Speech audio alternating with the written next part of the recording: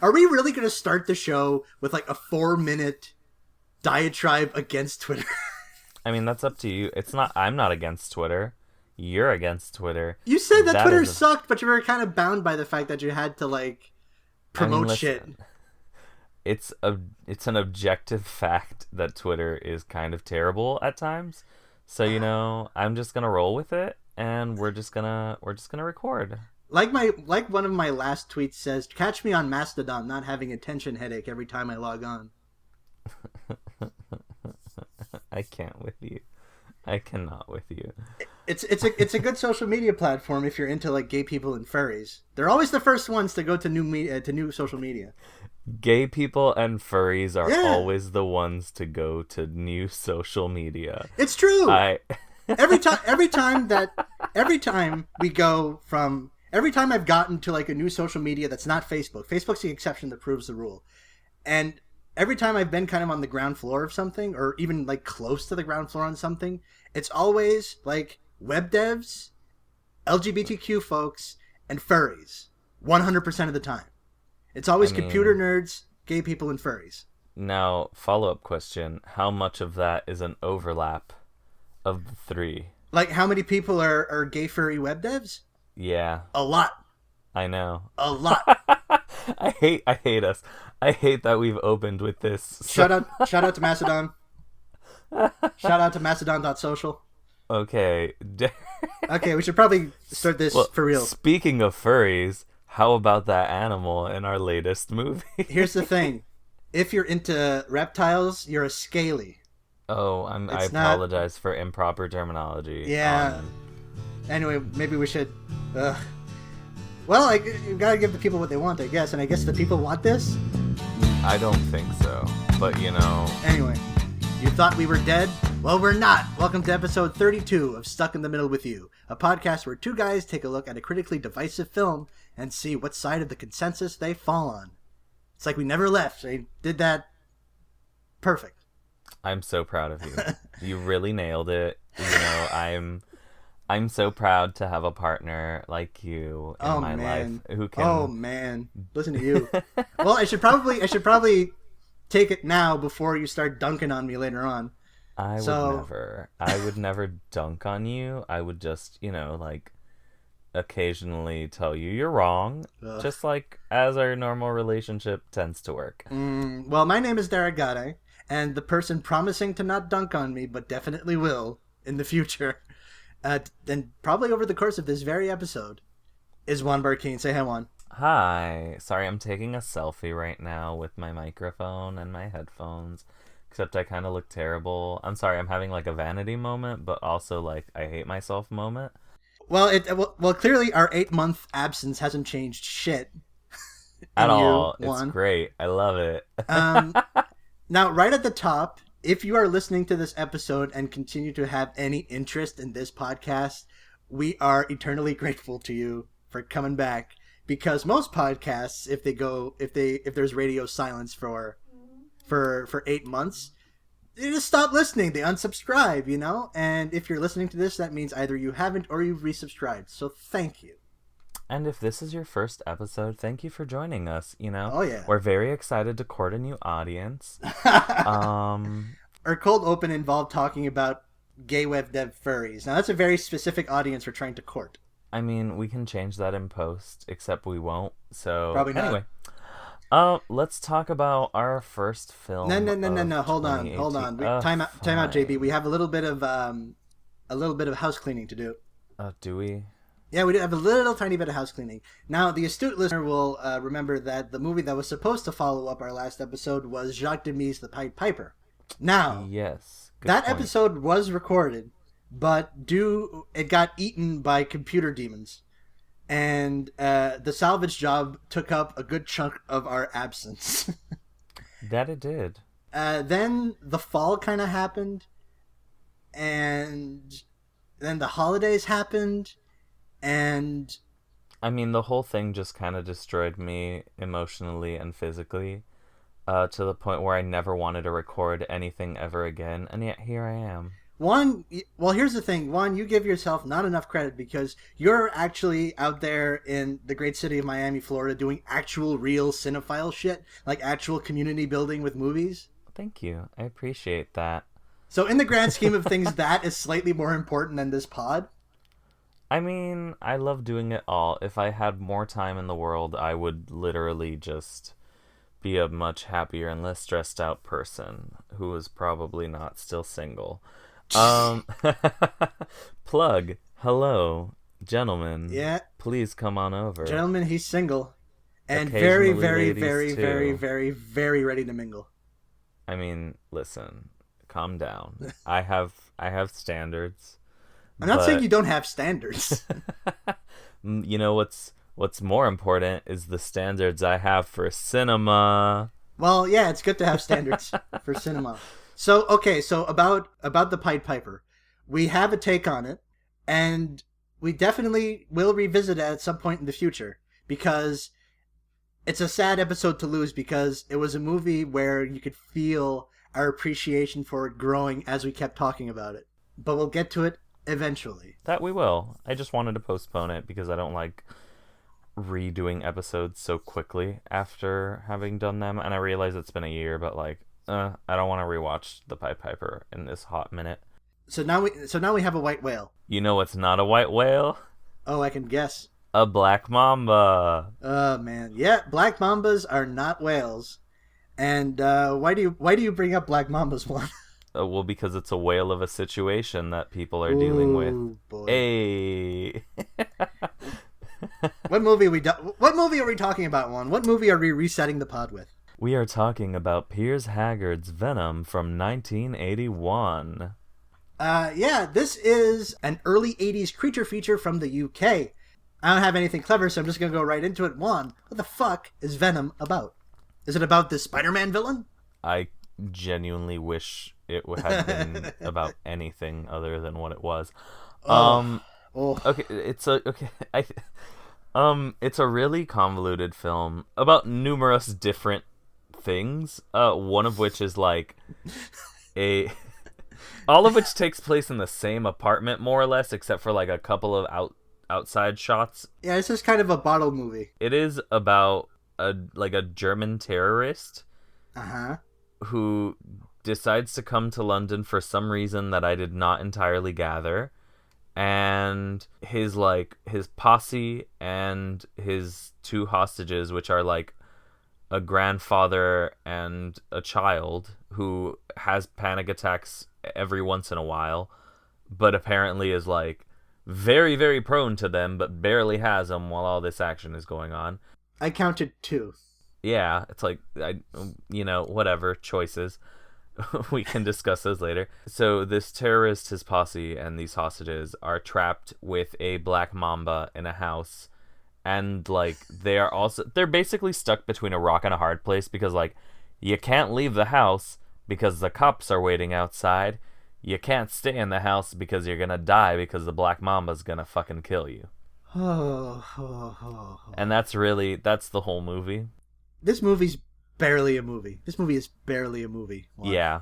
Calling it a movie is kind of generous. All right, so this movie starts off with the Michael Kamen score. Very, very lilting, very beautiful. And it doesn't look like you're about to watch like a creature feature with like a killer snake.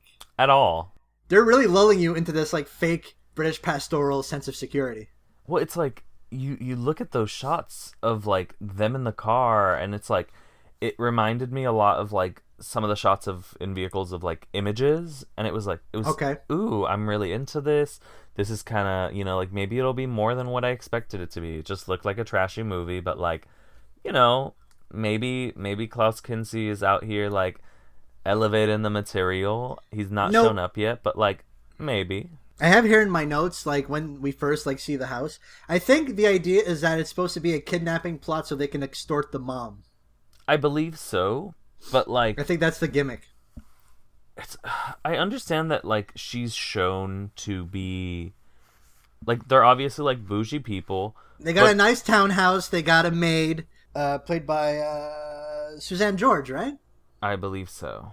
Yeah, from Straw Dogs. Yeah. Kit's got a lot of pets. Yeah, he has like a ton of like furry little animals all over his A bedroom. lot of animals that could be eaten by snakes. But what he really wants is a snake because his grandfather keeps telling him stories about things in Africa and whatnot. Yeah, the grandfather played by Sterling Hayden in like late in his career. The dude has quite the look. He looks like He looks like a homeless person that they pulled off the street. Meanwhile, he's like in this super bougie house with all of these bougie people who are like helicopter parenting the shit out of this child. this little piece of shit kid, this little annoying motherfucker. Oh my This little- god. Ugh. Very annoying. Well, it's like I think we've discussed child actors before, and We like have. 99% of child actors are just bad. Sterling Hayden is 6'5", Yes. and he looks like a grizzled fisherman in this movie. Oh my god, he really does. A grizzled fisherman is exactly it. And he kind of like he acts a lot with his like torso. He acts a lot with his limbs in this movie, which is kind of a weird choice. And yeah, so this guy is like he plays like a safari guy, and the kid wants like an African corn snake, right? Just a pet snake, right? Yeah. And due to a hilarious mix-up at a pet shop that they don't show, At all. They just they don't literally... show they don't show like a shot of two boxes. They literally didn't have a second unit guy go. Just have a shot of two boxes, and have the kid take one of them. Well, I think my favorite thing is when, like, the performances are just so inconsistent, and it's best... They're so inconsistent. It is best exemplified in the shot where he steps into the pet store for the first time, and a woman just comes out, like, screaming at him for no reason whatsoever, and then immediately, like... What the hell you doing here? Is that supposed to be your something- British accent and also screaming? Is that... Kind of. I can't talk. I did like the worst Hugh Grant accent like Shout out to the UK. years ago. Don't hate me. But no, just as like although this is the point in the movie where it's like it shows its hand like, okay, this is a horror film. This is supposed to be a horror film. Well, no, Because okay, it's like it's really disconcerting. It's kind of scary.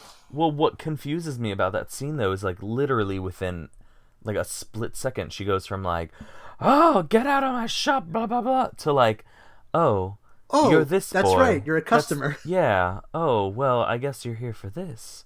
Oh, well, you know, I sure love you and like your grandfather, whoever the fuck it is who like I interact with.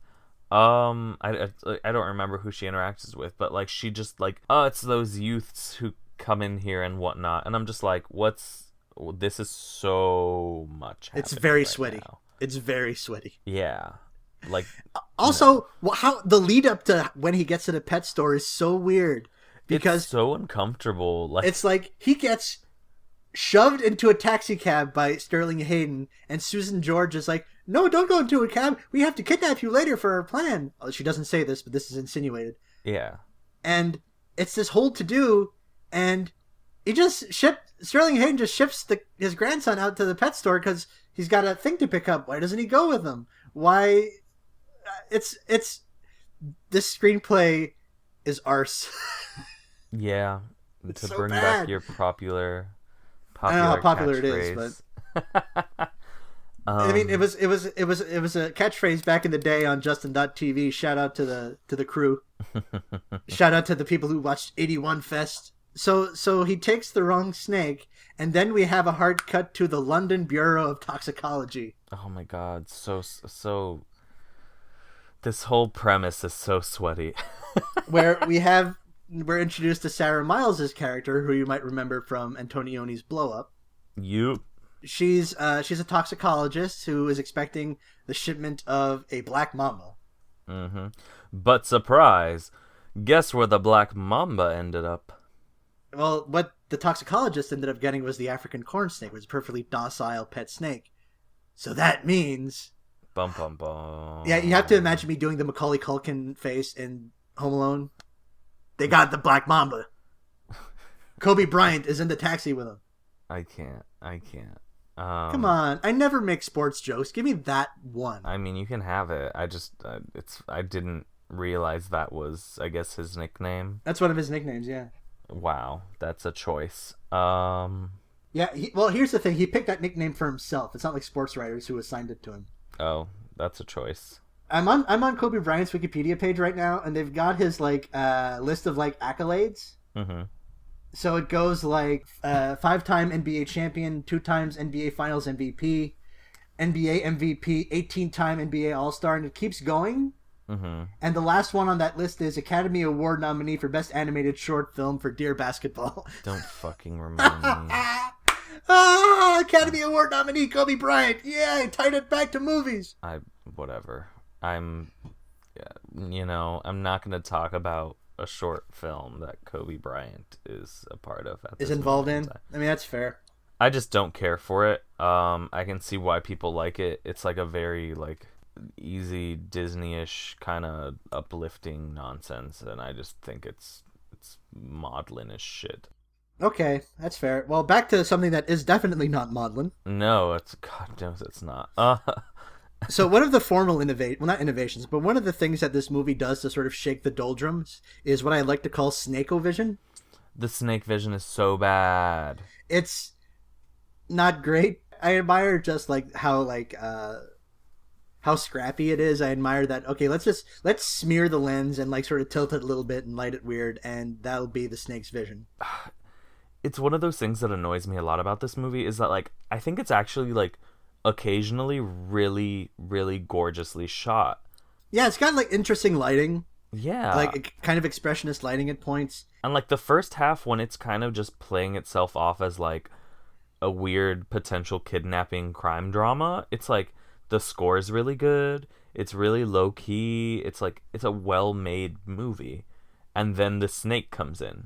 I like the shots inside the house because they managed to make it look really, really claustrophobic. Yeah, they do. But generally, this is kind of not haphazardly put together. But here's the thing: the original director of this film was Tobe Hooper. He was hired to direct this film. I saw, yeah. And he quit at some point during filming, citing creative differences, as you do. God, I love creative differences. And then he went on to make Poltergeist, which ended up being the right call. Yeah. Pretty much, even though everyone always mistakenly credits the wrong person for that. I mean, Spielberg's a producer on it. I know. You know? But I mean... What's the same thing with, like, the Tim Burton Nightmare on Before Christmas. The War on Christmas. Yeah. It's more like the war on Henry Selick's reputation. Yeah, basically. God bless Henry Selick. Such a good filmmaker. Shout out to James and the Giant Peach. Oh, for real. So good. I haven't seen that movie in like 20 years, but I'm sure it holds up. No, like it definitely does. I saw it like at least like a few years ago, and it's still very, very good. Can we talk about Suzanne George's acting when she dies of like the rictus or of shock? Oh my god. It was amazing. It was peak overacting. Oh man, I'm no doctor, but I don't know if that's how shock works. Well, it's like she was like convulsing like she was in The Exorcist, and I was living for it, but also like you're in the wrong film. This is like there's a lot of mismatched acting in this movie. Yes, there is. Absolutely. Well, it's like everything they choose to. Well, I think my favorite it's like things escalate so quickly in this, and my favorite bit was this guy seems like a little anxious. I don't remember his name to save my life, but like it's the Mustache? other. Yeah. Oliver Reed. Classic bad dude Oliver Reed. Yeah, he seems a little like anxious at first, but then all of a sudden he literally shoots a fucking policeman. He just shoots a cop. He just fucking death wishes a cop who's at the door. He goes from like vaguely calm to like, all right, so I just shot a bloody policeman. Like, oh shit! I didn't know Hugh Grant was in the room. Fuck. Fuck you. No, fucking okay. So the kidnapping goes awry. Like the plan is to like sort of Susan George is supposed to bring the kid into a cab with Klaus Kinski to the airport, and that's the plot. But things get fucked up because of this Black Mamba, because the kid wants to put his snake in the vivarium. So shit goes all pear-shaped, and Oliver Reed gets nervous and fucking just blows a hole in a dude's peck. And cuz he was there, right? Cuz I guess He was 'Cause just afraid. felt He was like afraid it. the Bobbies was gonna come for him. But the thing is, like, that is the worst Nope, it is possible bad. concept. Bad character choice. Yes. Bad writing. Bad writing. And again, I understand that's like the trigger for like putting whole them thing. between the rock and the hard the trigger. Place. Ooh, I see what you did. I gotcha. Oh man, there's a lot of bad dude energy in this film. Yeah. Oliver Reed, by all accounts, was a horrible man but a great actor. Same thing with Klaus Kinski. Bad man, great actor. And their intensity feels very misplaced. Everything about their gravitas feels very misplaced in this film. You know, Kinski turned down a role in Raiders of the Lost Ark to be in this. Oh, I hate that you brought that up because that was actually probably going to be my recommendation based on that tenuous strand. But it's fine. I have another film that I'm going to recommend. You can recommend Raiders. Raiders is great. Nah, I've got a better choice. I'll recommend Raiders at this moment in time. Okay, well, yeah, that's a good movie. He said that the screenplay for it was, quote, moronically shitty. I know, I love that. It's like you chose Venom over that. It's like, come on. Because he got paid more, you know? Well, yeah, but still. But, no, Klaus Kinski is, like, a known lunatic and, like, a... yes, that he is. Full of hot takes. If you've seen previous recommendation, My Best Fiend, you know what I'm talking about. Oh, yeah. He's a real shit show.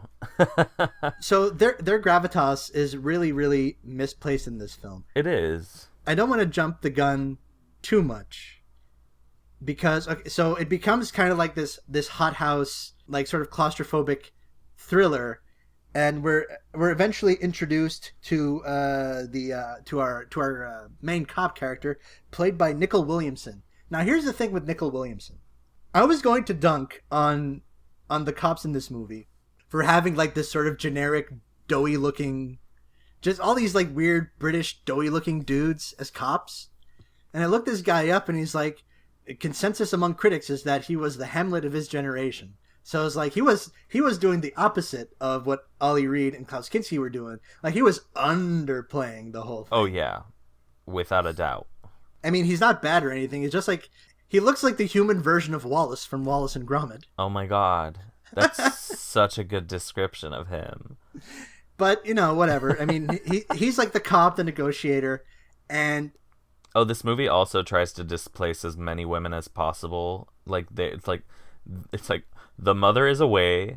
The main criminal woman, who is literally the first one of them introduced to us, is killed off immediately. I forgot that Suzanne George is in her bra and panties, like, within the first 5 minutes. And it's, like, the most unnecessary scene because it establishes, like, a very weird sexual relationship between, like... her and Oliver Reed? Yeah, and it's, like, this has absolutely no place in this movie whatsoever. Now, I think the idea is she's trying to seduce Oliver Reed so he's on board because she's already with Klaus Kinski.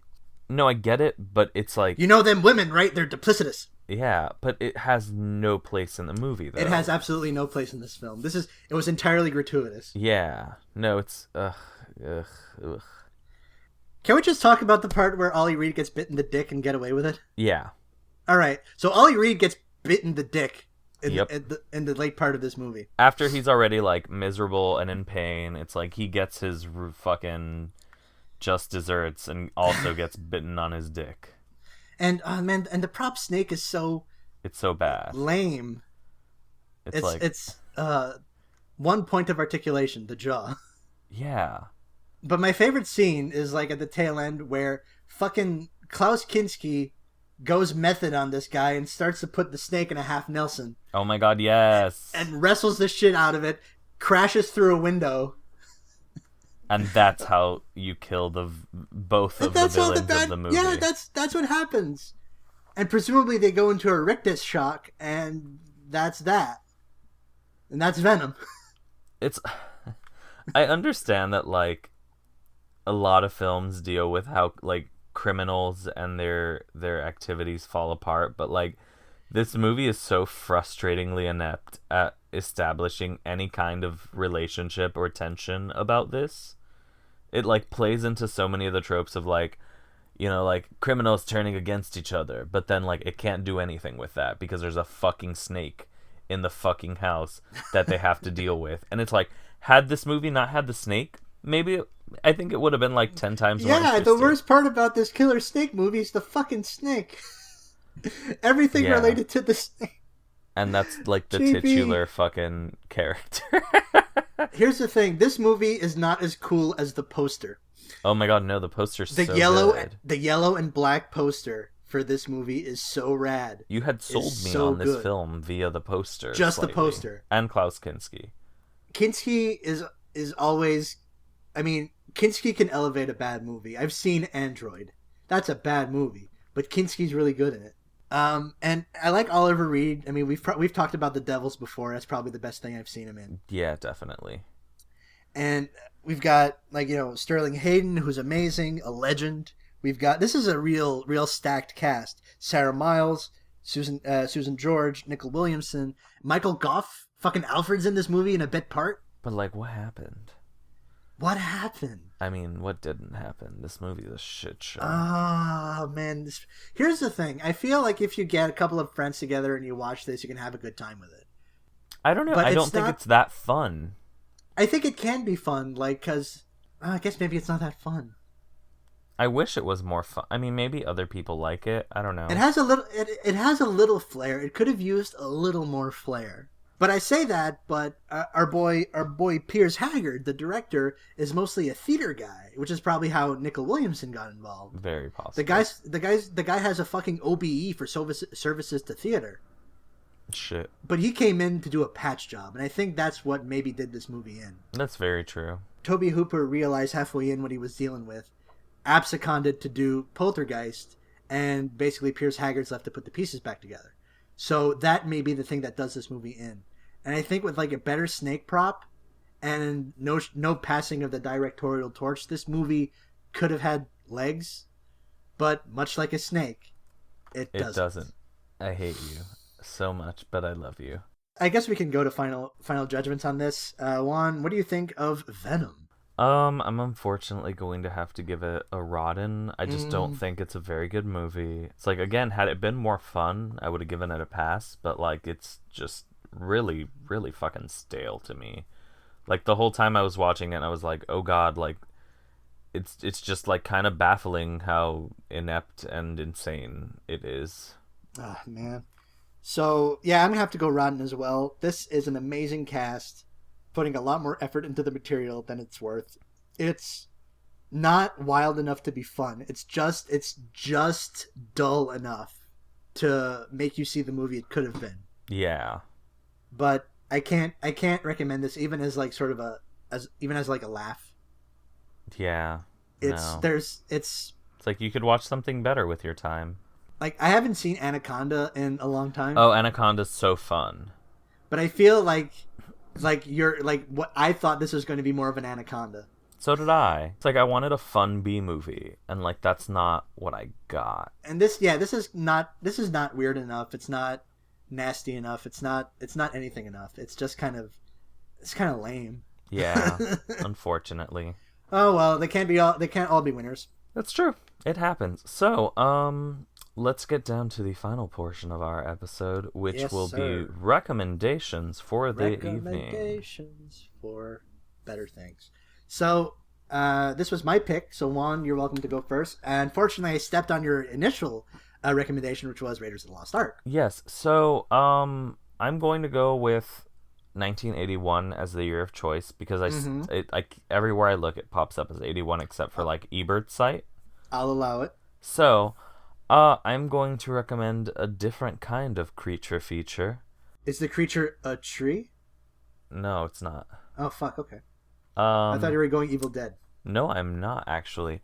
I am going with a man who turns into a creature, and that 81 Fest. Fantastic man is Griffin Dunn. Ah, I see. Who I met years ago, and was like a total sweetheart. Really, like just a nice person overall. By all accounts, Griffin Dunn's a nice dude. Yeah, no, like he's great, excellent actor too. I love him. Now quit name dropping and name that movie. An American Werewolf in London. That's by a good John ass movie. Landis. That it is. Much better special effects in that one. Yeah, no, like no. I mean, obviously, like an American Werewolf in London is like best known for like its makeup, its effects. It's like it is an excellently made movie. It's so good. It's funny. Funny movie. It's everything I want out of like a creature feature type thing. Doesn't the movie use Credence's Bad Moon Rising?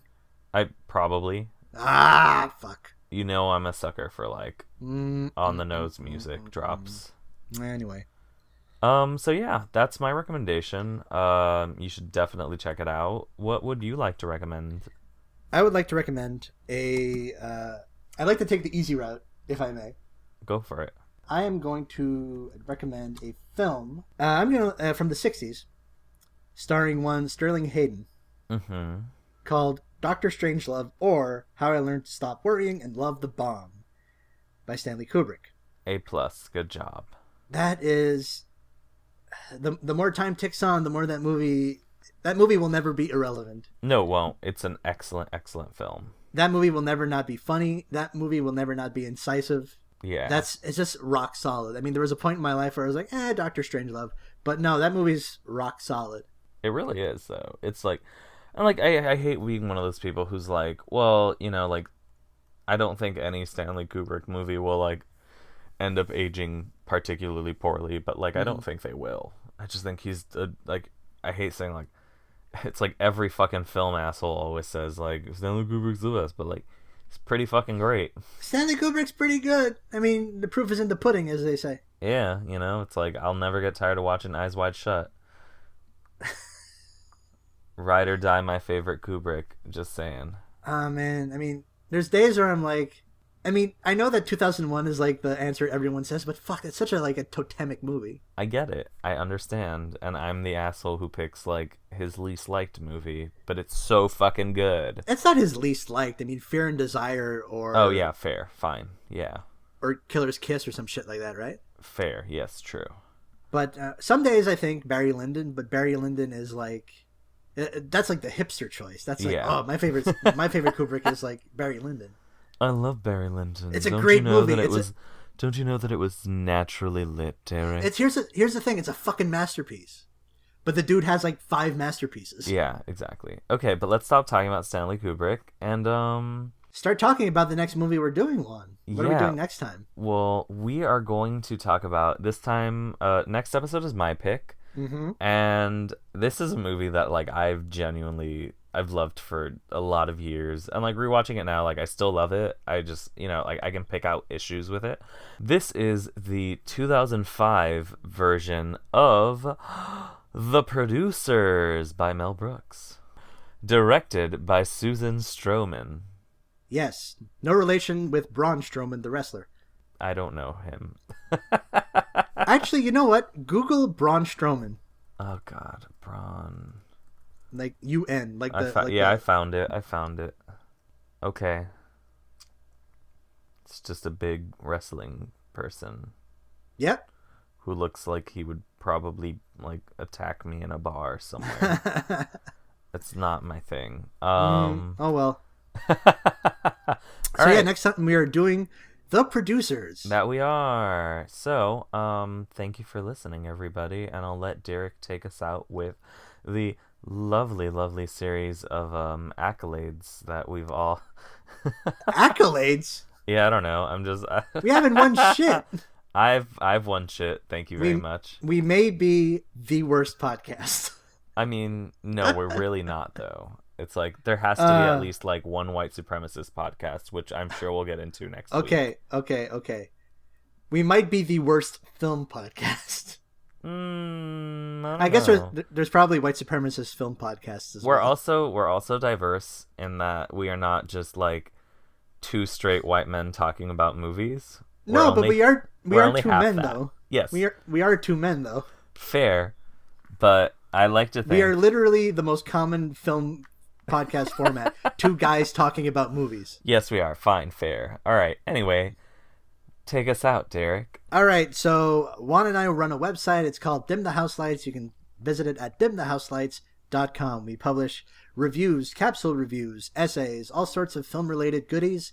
Mostly, not even mostly, but you know, we run the show. We're co-editors.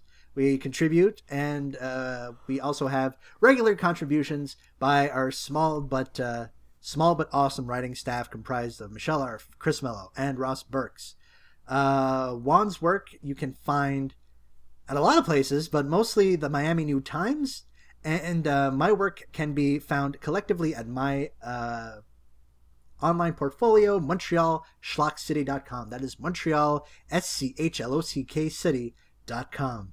You can find us both on Twitter and Letterboxd, me at Derek_G, and Juan at both places as Whoa, It's Juanito. That's WOAH, It's Juanito, all one word.